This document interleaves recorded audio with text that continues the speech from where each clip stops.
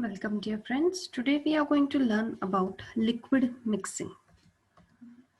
So liquid mixing, it involves application of shear to form homogeneous system.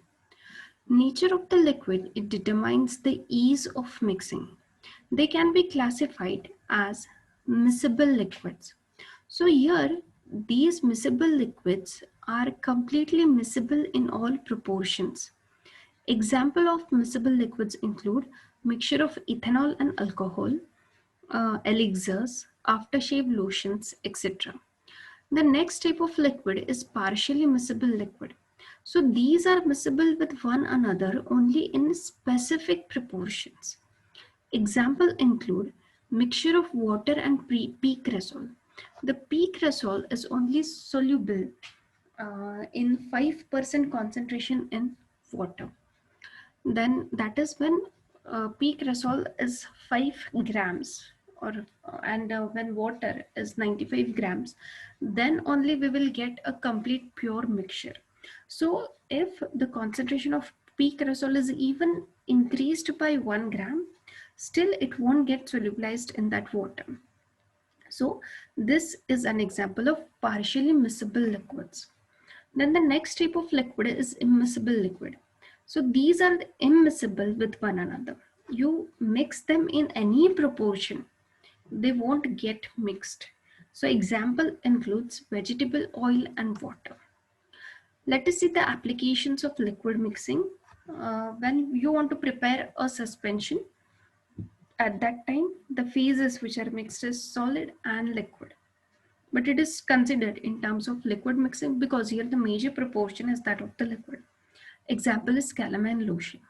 When we want to prepare emulsions, at that time it involves liquid mixing. And here both the liquids, they are immiscible with one another. Example is benzyl benzoate emulsion. Next is preparation of solutions. So here the solutions, they can be of two types. One is when you dissolve a solid in the liquid, and the second is when you dissolve a liquid in a liquid. So example of solid and liquid is B complex elixir. Example of liquid mixture is chloroform and water, which act as preservative. And next is preparation of aerosols. Here the mixture is of liquid and gas. Example is salbutamol inhaler. Let us see the mechanisms of liquid mixing. The mixing mechanism for fluids, it falls into four categories. The first is bulk transport, next is turbulent transport, next is laminar flow, and third and the last one is molecular diffusion. So these are the mechanisms in which the liquids, they get mixed. So now let us see what is bulk transport. Here the movement of a relatively large portion of the material which is being mixed from one location in the system to another, it constitutes bulk transport. That means what? Whenever you take the liquid in the mixer, at that time there occurs transport of large portion of the material from one point of the mixer to the other. Okay, so because of this, what happens? The liquids, they get mixed. The next, so here a simple circulation of the material in a mixer, it may not result in efficient mixing. So for bulk transport to be effective, it must result in a rearrangement or permutation of the various portions of the material to be mixed. So this can be accomplished by means of paddles, revolving blades, or other devices within the mixer arranged so as to move adjacent volumes of the fluid in different directions. Thereby, they will shuffle the system in 3 dimensions. So these paddles, revolving blades, these are nothing but these are the equipments which are used for liquid mixing. The next mechanism is turbulent mixing. The phenomena of turbulent mixing is a direct result of turbulent fluid flow, which is characterized by a random fluctuation of the fluid velocity at any given point within the system. So turbulent flow, it can be conveniently visualized as a composite of eddies of various sizes.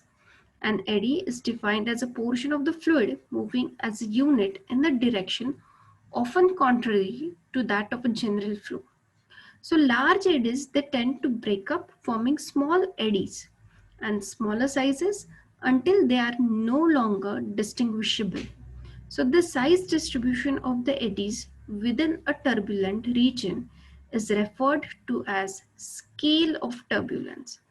It is readily apparent that such temporal and spatial velocity differences as a result from turbulence within the body of fluid produce a randomization of the fluid particles.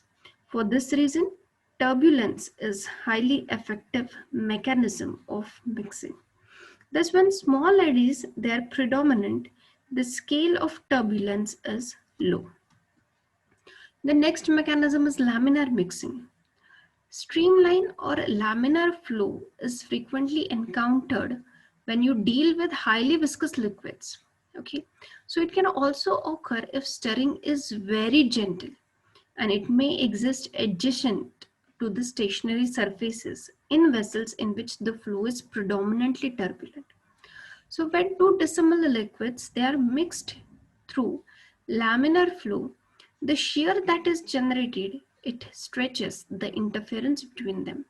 So if the mixer employed it folds the layers back upon themselves, the number of layers and hence the interfacial area between the two liquids increases exponentially with time, and it ultimately results into complete mixing.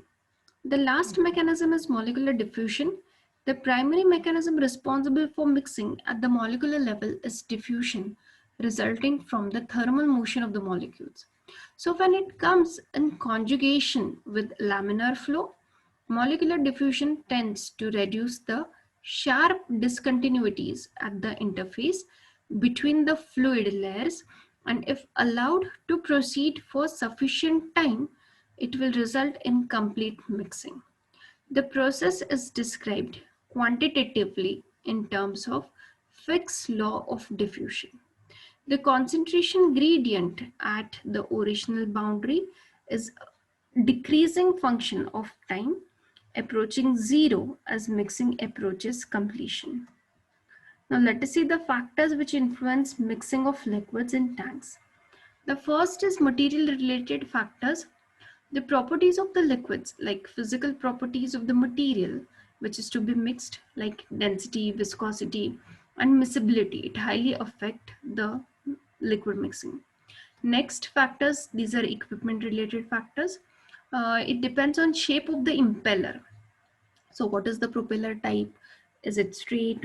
How is it vertical, curved, or pitched? It determines how will be your rate of mixing. Next, it also depends on the position of this impeller. If the position is central, if it is off center, if it is side entry, if it is vertical or inclined, it highly affects. It also depends on the shape and size of the container. So cylindrical or other geometric form is good.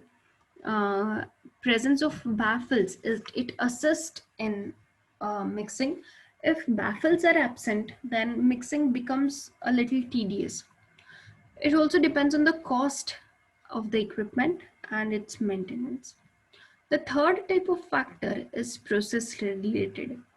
So the speed of rotation of the impeller is very important. If the speed is very low, then laminar mixing will be predominant and it will be time consuming process. Also, the time required for mixing is important. The amount of powder that can be expended, also the ease of operation is important, and what is the batch size, it also determines the mixing capacity. Next, we'll see the flow pattern during mixing. So liquids, they are mixed usually by impellers, which produce shear forces for inducing the necessary flow pattern in the mixing container. So mixing occurs due to resultant effect of three components acting on liquid, that is tangential or circular component, radial component, and axial or longitudinal component. The type of the flow, it depends on type of impeller, characteristics of the fluid, size proportion of the tank, baffle, and impellers.